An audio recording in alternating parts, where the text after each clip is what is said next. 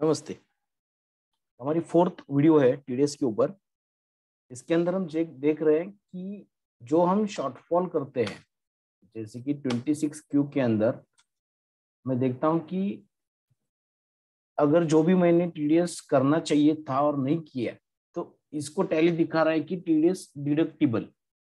Okay, जैसे कि मैंने यहाँ पे देखो कि लास्ट वीडियोस में आपने देखा होगा कि एक एग्जाम्पल मैंने किया था जिसमें एक बिल था, इसका टीडीएस नहीं कटा है, और फिर मैंने और एक यहाँ पे एंट्री पास कर दिया है जिसका टीडीएस होना चाहिए। देखो यहाँ पे एक पेंटिंग चार्जेस का हमने कॉन्ट्रैक्ट दिया था इस पार्टी को, और इसका मैंने 25,000 का बिल पास किया और इसमें भी टीडीएस नहीं कटा है। तो इस तरीके से क्या हुआ कि अभी इतना टीडीएस मेरा कटना बाकी है।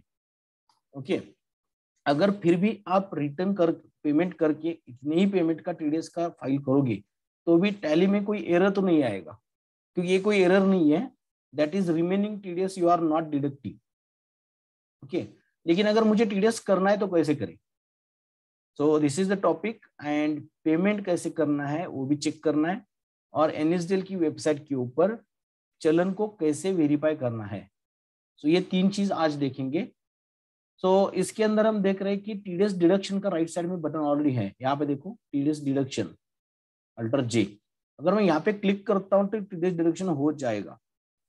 तो लेकिन ध्यान ये देना चाहिए कि वाउचर का डेट जो है, जो पीछे आपको दिखेगा यहाँ पे, ये अगर आपका 31 मार्च है, जो भी आपको करना है, मान लो जुलाई का टीडीएस है और आपको वो जुलाई करना है, तो यहाँ पे जो डेट आएगा बाय डिफॉल्ट कोई जुलाई या कोई स्पेसिफिक डेट नहीं आएगा, that will be your last voucher date. So यहाँ से करने से अच्छा है, आप यहाँ भी कर सकते हो, लेकिन यहाँ से करने से अच्छा मैं दूसरा सजेस्ट करूंगा। यहाँ से निकल जाओ, यहाँ पे जाएंगे हम वाउचर्स के अंदर, जर्नल एंट्री को पास करेंगे F7। राइट साइड में देखो ऑटो फिल नाम का बटन आएगा। अगर हम लोग टैली ERP9 यूज कर रहे हैं तो राइट साइड में टीडीएस डिडक्शन नाम का बटन आएगा। प्राइम के अंदर ऑटो फिल आएगा। ऑटो फिल के अंदर कौन से टैक्स है आपके जिसका ऑटो फिल करना है वो आएगा। तो हमने डेट पहले बदल दिया F2 करके 31 मार्च। इसके बाद हमने लिया ऑटो फिल, टीडीएस डिडक्शन लिया। कौन सी डेट तक आपको ऑटो कैलकुलेट करके डिडक्ट करना है, जैसे कि पहले क्वार्टर का करना है तो आप यहाँ पे बोलेंगे 30 जून। अगर आपको 30 सितंबर तक का जो गलती से बचा हुआ टीडीएस काटना है तो आप करोगे 39। सो जो डेट है आपका वो डेट लेना है। तो मैं पूरे साल का ही ले रहा हूँ एक एग्जाम्पल के लिए। तो यहाँ पे बताएगा कि आपकी दो पार्टी है, ऐसी कितनी पार्टी है जिनका टीडीएस नहीं कटा है, कटना चाहिए था। तो वन बाय वन हम ले लेंगे कि जैसे कॉन्ट्रैक्टर लिया मैंने यहाँ पे। नेक्स्ट पेमेंट टू कॉन्ट्रैक्टर, अपना category duties and taxes 194C, तो अपने आप उसने 250 काट लिया। यहाँ पे करना कुछ नहीं, देखो यहाँ पे 250 कट गया है। 25,000 का बिल मैंने पास किया था। मल्टीपल बिल्स है तो भी कर लेगा। यहाँ पे हमें बिल सिलेक्ट करना है, कौन से बिल के अगेंस्ट आप वो पैसा एडजस्ट करेंगे, 250 एक्सेप्ट। नेक्स्ट वापिस हम जाएंगे auto fill, next party, TDS का सेक्शन, और यहाँ पे हम देखते हैं 500 रुपीज, क्योंकि इसका 5,000 का बिल था और 10% का उसका ऑडिट फी का ये था, बिल था जिसका पैसा नहीं काटा है, टीडीएस नहीं काटा है। तो इसको हम किस बिल के अगेंस्ट एडजस्ट करेंगे, तो जो भी उसका बिल है उसके अगेंस्ट, या आपके पास जो भी अवेलेबल है उसके अगेंस्ट। अगर इसका पैसा देखिए बैठे हम 5,000 का, तो ये बिल यहाँ पे दिखेगा नहीं, तो हमारा कोई पैसा हमने दिया नहीं किसी बिल का, तो बैलेंस बाकी है। देखते हैं यहाँ पे go to 26Q। So full year का पीरियड देता हूँ, तो यहाँ पे देखो टीडीएस डिडक्टेबल कुछ भी बैलेंस नहीं है। सो इस तरीके से हम टीडीएस का डिडक्शन कर सकते हैं। जो भी आपका बैलेंस हुआ है, जिसका पैसा नहीं काटा है हमने, गलती से अकाउंटर ने मिस्टेक किया हुआ है, वो सब चीज हम यहाँ पे कर सकते हैं। ठीक है, अब हम जा रहे हैं टीडीएस का पेमेंट करने के लिए। टीडीएस पेमेंट नहीं करेंगे तब तक आपका रिटर्न एक्सपोर्ट नहीं होगा। देखो वापिस मैं दिखा देता हूँ, अल्टर G26Q, इसके अंदर हम फॉर एग्जाम्पल 1 अप्रैल लेते हैं, या फिर चाहो तो 1 जनवरी से 31 मार्च ले लेते हैं, जो भी आपका एक क्वार्टर लेंगे हम। राइट साइड में ऊपर जाएंगे यहाँ पे एक्सपोर्ट। तो एक्सपोर्ट में देखते हैं कि ई रिटर्न का ऑप्शन जो है कभी एक्टिव होगा ही नहीं, बिकॉज पेमेंट करने के बाद ही टीडीएस रिटर्न फाइल कर सकते हैं। तो इस रिटर्न को मुझे पेमेंट करके सेव करना पड़ेगा और फिर ये ई रिटर्न का ऑप्शन मुझे एक्टिवेट होगा। ठीक है, सो यहाँ देखेंगे बॉटम साइड में पेमेंट डिटेल्स, कौन सी वाउचर्स पेमेंट की उसने इंक्लूड की है इस रिटर्न के अंदर और कौन सी इंक्लूड नहीं की है या कोई एरर है। तो दो चीज होती है यहाँ पे। हम सीखते हैं अभी आज इस वीडियो के अंदर हम सीखते हैं कि पेमेंट को कैसे करना है। ओके, तो हम जाएंगे यहाँ पे वाउचर्स के अंदर। देखो यहाँ पे कोई सेटिंग नहीं है, सिंपल है, बहुत सिंपल। अब वैसे देखा जाए तो 31 मार्च का जो पेमेंट होता है हम कब करते हैं, नेक्स्ट ईयर की 7 अप्रैल को। ओके, तो एक सीखने के लिए, एक एजुकेशनल पर्पज के लिए मैं यहाँ पे 31 मार्च को ही पेमेंट करता हूँ। आप कभी भी यहाँ पे डेट बदल के 7 अप्रैल करके पेमेंट ट्राई कर सकते हो, कोई प्रॉब्लम नहीं। तो मुझे एक ही साल के अंदर वो सब कुछ दिखाना है, सो मैं 31 मार्च लेता हूँ। हम पेमेंट वाउचर के अंदर है, राइट साइड में जाएंगे ऑटो फिल अगेन, यहाँ पे आएगा स्टैट्यूटरी पेमेंट।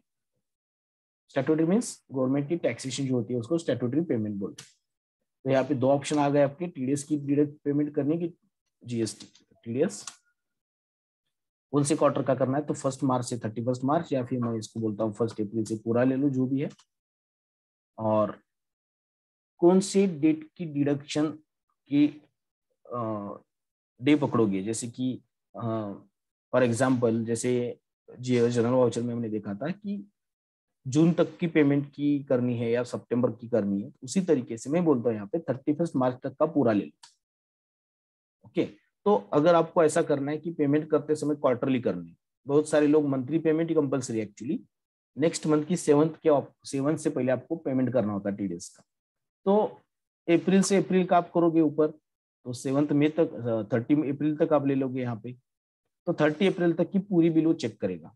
अब मैंने 31 मार्च लिया है तो पूरी साल की बिल चेक करेगा, सबका पेमेंट किसका किसका करना है। तो यहाँ पे आएंगे सेक्शंस। तो जब टीडीएस 2-3 साल पहले ऐसा था कि सेक्शन वाइज आपको चलन करने पड़ते थे और किसी सेक्शन का चलन दूसरे सेक्शन में नहीं चलता था। एक प्रॉब्लम था कि 94C जो सेक्शन है 194C, इसका चलन आप कंसल्टेंसी के लिए यूज नहीं कर सकते। आज की डेट में क्या हुआ है कि कोई भी चलन किसी भी चलन के साथ सेटल हो सकता है। तो हम ऑल भी ले सकते हैं, 94C भी ले सकते हैं। आप, मैं यहाँ पे ऑल लेके दिखाता हूँ, आपको जो चाहिए आप लेके ट्राई कर लो, एंटर। फिर यहाँ पे भी वापस दो आएंगे, जैसे सेक्शन है वैसे तो हमारे नेचर ऑफ पेमेंट है, तो या तो मैं कॉन्ट्रैक्ट की पेमेंट कर सकता हूँ या कंसल्टेंसी की कर सकता हूँ, तो मैंने यहाँ पे ऑल ले ली। वापिस और दो ऑप्शन, जो डिडक्टिव है, जो लोगों का टीडीएस हमने काटा है, यहाँ पे लिखा है देखो, डिडक्टी जो उनका है या कलेक्टिव, टीसीएस की केस में कलेक्टिव बोलते हैं, इनका स्टेटस क्या है। तो हो सकता है कि वो कंपनी हो या नॉन कंपनी। तो जैसे मैंने बोला कि 2 साल पहले क्या था कि कंपनी के चलन अलग और नॉन कंपनी के चलन अलग भरने पड़ते। आज की डेट में ये भी चीज एक दूसरे के साथ कॉम्प्रोमाइज हो सकती है।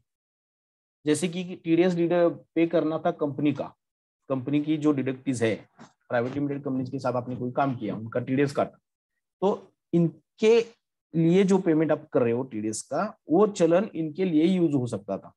अब वो भी चीज नहीं रही है, आप कोई भी चलन एडजस्ट कर सकते हो। इसको भी ऑल आइटम ले लिया। वापिस रेसिडेंट करोगे कि नॉन रेसिडेंट, तो यहाँ पे मैं ऑल ले लेता हूँ, कोई भी चलेगा। ओके, अब यहाँ पे बोलेगा कौन सी बैंक से आप पेमेंट करोगे, तो मैंने यहाँ पे बैंक ले लिया। अब देखोगे यहाँ कि जितना टीडीएस हमने मिलके काटा, या तीन जो हमारे सेशंस हुए, इसके अंदर हमने जितना टीडीएस काटा, जो पार्टी का काटा, ये सब के बिल वाइज टीडीएस की डिटेल्स उसने अपने आप ले ली है। हमें कुछ काम नहीं करना है, बस हमें यहाँ जाके सिलेक्ट करना है और चेक नंबर डाल देंगे हम 4444 जो भी है, और एक्सेप्ट करेंगे। टीडीएस का पेमेंट हो भी गया। एज्यूम कर लो आपके पास 20 पार्टीज है, 20 पार्टीज के अंदर 100 बिल्स है, हर मंथ में 12-15 बिल्स है, तो भी महीने के 100-150 बिल हो जाएंगे। सबका टीडीएस काटने के लिए 2 या 4 सेकंड्स मैक्स काफी है। अब जो पेमेंट एंट्री किया था इसको मैंने पेजअप किया, इसी एंट्री के अंदर जाता हूँ तो कोई डिटेल बताएगा नहीं यहाँ पे, क्योंकि ये जब क्रिएट हो रहा था तो बताएगा, अब उसको कोई काम नहीं है उस डिटेल्स का, उसने वो रिटर्न के लिए सेव कर ली। और यहाँ पे देखो मैं कंट्रोल पी करके बताता हूँ, व्यू देखते हैं यहाँ पे। So this is the TDS चलन। सो TDS का चलन होता है 281। ओके, जो नॉर्मल टैक्स हम भरेंगे, एडवांस टैक्स है जो भी, तो 280 का चलन होता है, 280। अब ये 281 से हम TDS का चलन भरते हैं। अब इसमें अंदर देखो कि हम कौन सी कैटेगरी में है, तो हम नॉन कंपनी है खुद। सो बहुत सारे लोगों का एक कंफ्यूजन है कि ऊपर वाला जो सेक्शन है किसके लिए, हम अपने लिए बोलते हैं कि सामने वाले के लिए। तो ये हमारे लिए है कि हम कौन सी कैटेगरी में है, ठीक है। फिर अपना असेसमेंट ईयर आ गया और फिर ये चलन हो गए, ठीक है। तो अब क्या है कि ये नए सिचुएशन के हिसाब से मैंने एक ही चलन में सब कुछ कर दिया। लेकिन अगर आपको लगता है कि सेक्शन वाइज लेबर का अलग, कंसल्टेंसी का अलग, अलग अलग एंट्री कर लो, अलग अलग चलन मिलेंगे। ये आधा आता है बैंक के लिए, ईयर हियर लिखा है, यहाँ से काटना है आपको, यहाँ से बैंक का काउंटर आएगा और ऊपर का हमारा। लेकिन ये चलन अभी कोई कंप्यूटराइज या मैन्युअल करने की जरूरत नहीं है, क्योंकि ये डिजिटल पेमेंट के अंदर ये चलन अपने आप आता है। सो हम इसको हम सेव करते हैं एंट्री को। So let us check about how it is showing in TDS returns, ठीक है। सो हम यहाँ पे देखते हैं कि display statutory report TDS 26Q, period मैंने पूरे साल का दिया। एक्चुअली यहाँ पे क्वार्टरली पेमेंट पीरियड देना है, तो समझने के लिए मैं पूरा यहाँ पे पीरियड दे रहा हूँ, क्योंकि मैंने अलग अलग कैटेगरी की TDS आपको दिखाई है अलग अलग क्वार्टर्स के अंदर। तो यहाँ देख लीजिए कि अनसर्टेन ट्रांजैक्शन के अंदर एक वाउचर भी दिखाई दे रहा है। थोड़ी देर पहले हमने देखा था तो यहाँ पे 00 था।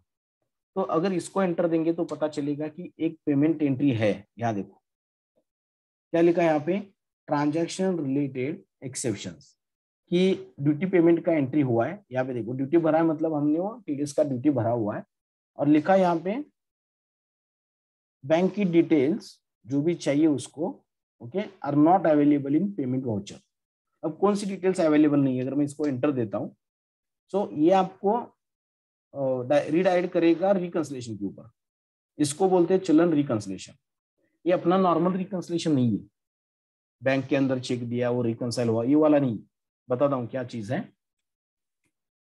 चलो पहले समझते हैं कि ये तो यहाँ पे हम पता चला कि अनसर्टन में चला गया, इसकी वजह से ये रेगुलर पेमेंट कंसिडर नहीं हो रहा है, नीचे पार्ट के अंदर नहीं आ रहा है टोटल पेमेंट कितना हुआ, ठीक है।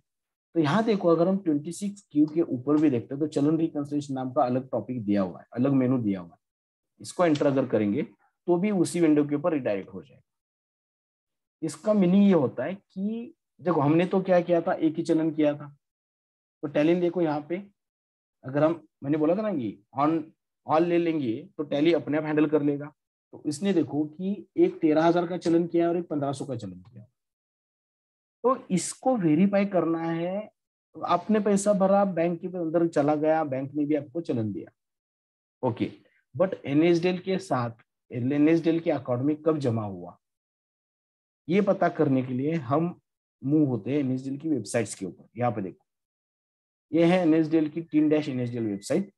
यहाँ पे आपको जाना है सर्विसेज के अंदर, और यहाँ पे राइट साइड में चलन स्टेटस इंक्वायरी में जाना है।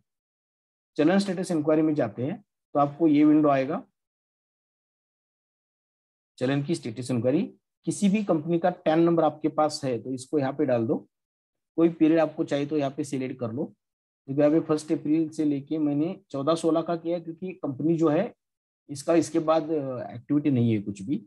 सो मैं यहाँ पे इसका कैप्चा कोड डाल देता हूँ, ओके। सो एक डमी कंपनी मैंने खोला है,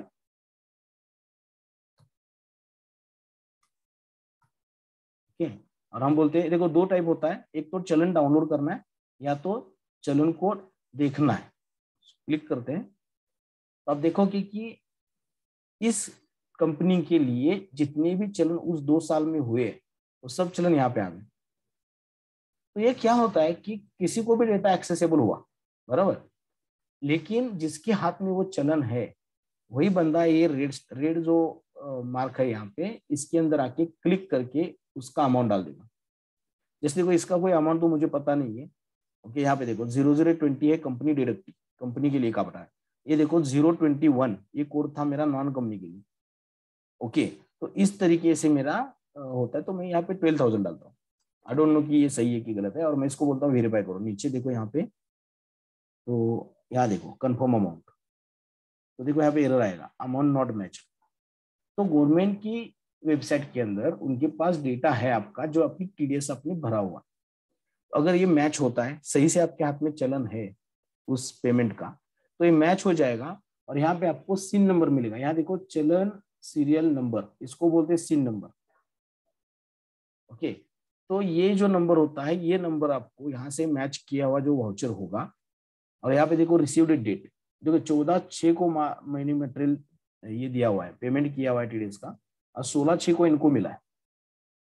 ओके, सो सैटरडे होगा या कुछ और होगा, या 2 दिन उसको लगेंगे। तो सिचुएशन जो भी हो, आपको ये डेट डालनी है रिकंसिलिएशन के अंदर, और ये अमाउंट और चलन नंबर डालना। तो यहाँ पे देखो टैली के अंदर जाएंगे हम, कोई भी चलन आपको यहाँ पे सिलेक्ट करना है। राइट साइड में रिकंसाइल नाम का बटन आएगा, दोनों चलन के लिए हम रिकंसाइल कर सकते हैं। कि हम यहाँ पे बोल रहे हैं कि कौन सी क्वार्टर का है, तो हमने बोला 1 अप्रैल से 31 मार्च का है, नॉन कंपनी है, रेसिडेंट है, चलन डीडी नंबर 1 2 3 4 5 6 जो भी हमने डाला है। चलन की डेट थी मेरी 14, एक एग्जाम्पल दे रहा हूं मैं यहाँ पे, तो 14 मार्च थी। और बीएसआर कोड एक होता है 7 डिजिट का, जो हर बैंक के लिए अलोकेट किया जाता है। जैसे हर चेक के ऊपर नीचे आप देखोगे तो, या बैंक की डिटेल्स में देखोगे तो बीएसआर कोड मिल जाएगा, वो चलन के अंदर होता ही है। ओके, तो ये मान लो हम कोई 5 या 6 डिजिट डालेंगे तो टैली एरर देगा, इट शुड बी 7 डिजिट। तो मैं एक 7 डिजिट का नंबर डालता हूँ। फिर चलन नंबर मैंने अभी जो मैंने बता दिया, एनएसडीएल की वेबसाइट के ऊपर पता चलेगा आपको चलन नंबर। अगर आपके हाथ में चलन है तो ये चलन से आप चलन नंबर ले सकते हो। ओके, चलन की डेट जैसे मैंने बोला कि ये 31 मार्च में रिकवर हुआ है, तो हम इस तरीके से बैंक का नेम, कौन सी बैंक से आपने किया है, ये तो कोई मीनिंग नहीं होता है, लेकिन इंपॉर्टेंटली हमें ये फिल करना पड़ेगा। ओके, इस तरीके से, और फिर हम एक्सेप्ट करेंगे। तो रिकंसिलिएशन की विंडो ब्लैंक हो गई। इसका मतलब 2 ट्रांजैक्शन थे, दोनों रिकंसाइल हुए। किसके साथ रिकंसाइल करना है हमें? गवर्नमेंट के साथ, एनएसडीएल के साथ। तो अब हम देखते हैं 26 क्यू, और यहाँ पे आते हैं 1 अप्रैल से 31 March. Now you can see uncertain transaction से निकल के अब ये इंक्लूड में आ गया। अब ये बोल रहा है कि आपकी एक पेमेंट की वाउचर हमने कंसिडर कर ली है इसके अंदर। ओके, तो इसके रिलेटेड जो भी है नीचे आप देखेंगे कौन कौन सी पेमेंट हुई, क्योंकि वाउचर तो मेरा एक ही था, एक ही वाउचर के अंदर मैंने मल्टीपल पेमेंट किए थे। अगर आप अलग अलग करते तो यहाँ पे 3 या 4 फिगर आ जाता कि जितनी एंट्री आपने की है। तो यहाँ पे देखो 13,300 और 1,500 इतना टीडीएस आपका आपने भरा है। ऊपर देखो 14,800 आपको पे करना था, 14,800 आपने पे कर दी। ओके, अब राइट साइड में आपको जाना है रिटर्न सेव करने के लिए। सेव व्यू नहीं है, सेव रिटर्न अलग है। सेव व्यू से तो एक ऑटो में रिटर्न चला जाएगा, सेव कर सकते हो आप, लेकिन सेव रिटर्न करना है यहाँ पे। तो ये पूछेगा कि आपको रिटर्न सेव करना है क्या, do you want to save? Yes, return save हो गया, वहां से निकल गया, वापस मुझे जाना पड़ेगा। अब आप यहाँ पे देखोगे तो क्वार्टर का ही लेते हैं, 1 जनवरी से 31 मार्च बाय डिफॉल्ट है यहाँ पे। ऊपर जाएंगे एक्सपोर्ट के अंदर। ओके, जस्ट मिनट, मुझे पीरियड चेंज करना पड़ेगा। 1 मार्च से 1 जनवरी से 31 जनवरी। ओके, सो नहीं, सेव रिटर्न नहीं हुआ है, something I think wrong. Yes, do you want to save return? Save नहीं हुआ, हम सेव करते हैं, वापिस जाएंगे। ओके, हमने क्या किया था, वो क्वार्टर का पीरियड नहीं साल का पीरियड दिया था। साल का रिटर्न सेव नहीं होता है, तो जीएसटी जो टीडीएस जो है क्वार्टर में चलता है, तो हमने यहाँ पे क्वार्टर लिया। अब रिटर्न सेव हो गया है। वैसे तो इस एक्सपोर्ट का यहाँ पे विंडो आएगा, जस्ट मिनट। तो एक हमने डेमो देखने के लिए जो काम किया था कि टीडीएस का चलन हमने क्वार्टरली अप्लाई नहीं किया, हमने पूरे साल को अप्लाई किया। सो बेटर हम क्वार्टरली पेमेंट कर लेते हैं।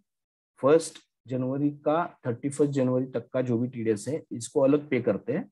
हमने 1 साल का टीडीएस का पेमेंट किया हुआ है। सो लेट अस डिलीट पेमेंट वाउचर्स। तो प्रोसेस अगर आपको पता चला है कि टीडीएस का डिडक्शन कैसे करना है तो मैं इसको डिलीट कर देता हूँ और जस्ट हम रिकैप भी हो जाएगा पेमेंट कैसे करना है। तो हम पेमेंट के अंदर गए 31 March, auto fill statutory payment TDS. थोड़ा फास्ट लेता हूँ यहाँ पे 1 जनवरी से 31 मार्च, 31 मार्च को हम पेमेंट कर रहे हैं। All sections all all all okay, सब कुछ पेमेंट करने के लिए बोल दिया। एचडीएफसी में हमने बोला यहाँ पे तो उसने 13,300 का पेमेंट यहाँ पे कर दिया। ओके, और 1 जनवरी से 31 मार्च तक का हमने सेव किया वाउचर। इसको कंट्रोल पी करके हम देख सकते हैं यहाँ पे। ओके, अब इसको रिकंसाइल करते समय हमें बोलना पड़ेगा कि ये जो चलन है इसको कौन सी क्वार्टर के लिए यूज करना है। देखो यहाँ पे अब आएगा जनवरी से मार्च, हमने यहाँ पे अप्रैल से 31 मार्च डाल दिया, उसकी वजह से उस क्वार्टर को यूज नहीं हो रहा है वो। ओके, तो हम इसको रिकंसाइल करते हैं तुरंत। ओके, कौन सी इसमें यूज करना है उसको डाल दिया हमने, चेक नंबर डाल दिया जस्ट 31 मार्च, बीएसआर कोड 7 तक, चलन नंबर, फिर चलन डेट, और ये हमारा हुआ reconciliation. So it is very nice facility given by tally, क्योंकि हमें बहुत बार ये सब चीज मैन्युअली करनी पड़ती है। वैसे भी बहुत सारा पार्ट टीडीएस का जो होता है बहुत सारे अलग लोग जो है ये मैन्युअली करते हैं। ओके, सो हमने रिटर्न तो सेव किया था, तो रिटर्न सेव करने के बाद कोई चेंज आप करते हो तो यहाँ पे एक मैसेज आता है कि ये जो रिटर्न था इसके अंदर कोई वैल्यू चेंज हुआ है। यहाँ पे ब्लू कलर में पढ़ लो ऊपर कि the return value might have been change, press alter W to recompute. तो यहाँ पे देखो ये वाउचर कंसिडर नहीं हुआ है। अगर मैं रिकॉम्प्यूट करता हूँ, ओके, और अब मैं इसको अगर सेव करता हूँ रिटर्न को, सेव एज, या तो रिवाइज हो सकता है या ओवरराइड हो सकता है, तो मैं ओवरराइड कर देता हूँ। ओके, सो 1 जनवरी से 31 मार्च, यहाँ पे आप देखो कि ई रिटर्न का बटन एक्टिवेट हुआ है आपका। तो हम ई रिटर्न में क्लिक करेंगे, फिर ये पूछेगा कि इसका रिटर्न जो होता है ना वो टेक्स्ट फाइल के अंदर आता है, और ये टेक्स्ट फाइल जो होती है हमें कुछ एडिट नहीं करनी होती है। ये आपको गवर्नमेंट की जैसे ऑफलाइन यूटिलिटी बोलते हैं RPU, यहाँ पे मिल जाएगा आपको। NSDL की वेबसाइट पे ही जाना है और यहाँ पे आपको फाइल वैलिडेशन यूटिलिटी मिलेगा, FVU बोलते हैं इसको। और FVU के अंदर ये 3 फाइल आ जाती है। इंफॉर्मेशन के लिए एक सेटअप का फाइल आता है, और ये सब काम जो होता है नॉर्मली CAs या कंसल्टेंट लोग करते हैं। टैली के अंदर का जो पार्ट था ये तो मैंने डिटेल में बता दिया है, लेकिन अगर आपको चाहिए कि इसके ऊपर भी कुछ करना, यहाँ तक अगर आप पहुंच पाते हो या कर पाते हो इस साल में, तो मोस्टली ये यूजफुल होगा कि हम टैली से भी TDS रिटर्न फाइल कर सकते हैं, मतलब ये फाइल बना सकते हैं। तो यहाँ देखो कि tally.txt बनेगा इस लोकेशन के ऊपर। चाहो तो मैं लोकेशन बदल देता हूँ, सो हमारे लिए इजी होगा आइडेंटिफाई करने के लिए। सो मैंने सिर्फ D के ऊपर बोला, D के ऊपर tally.txt होगा, तो मैं इसको नाम बदल देता हूँ।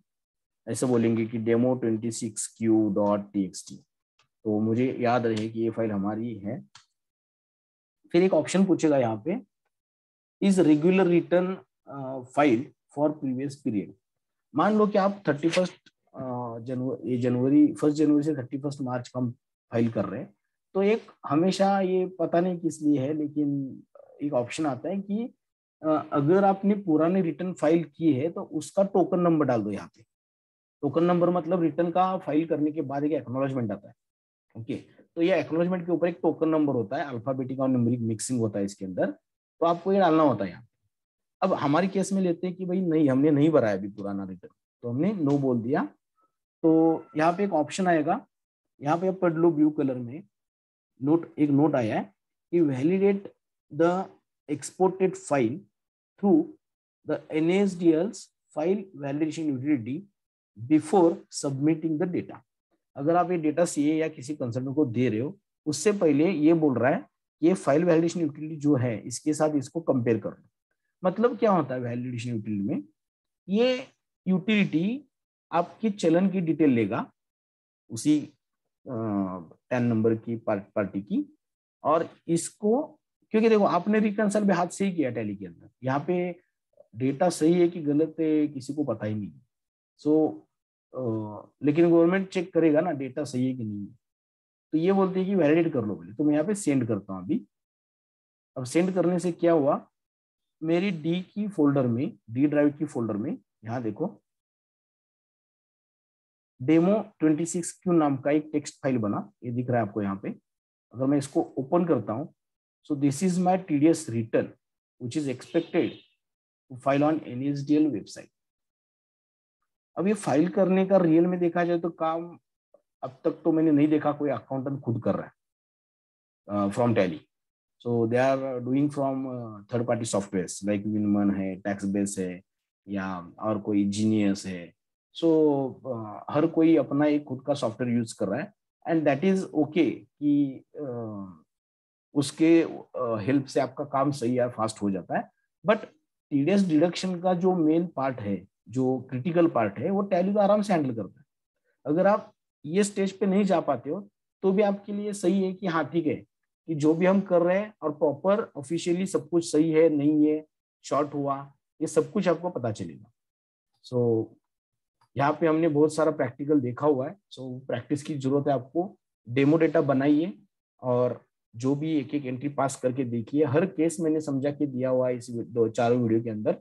कोई क्वेरीज आती है तो या तो मेरे मोबाइल पे व्हाट्सअप डाल दीजिए या कम्युनिकेट कर लीजिए क्रिएटिव सेल्स एंड सर्विसेज में, और हम आपको इसके रिलेटेड अगर कोई नोट्स या वीडियो चाहिए तो हम फ्री में प्रोवाइड कर लेंगे। Okay, thanks for that.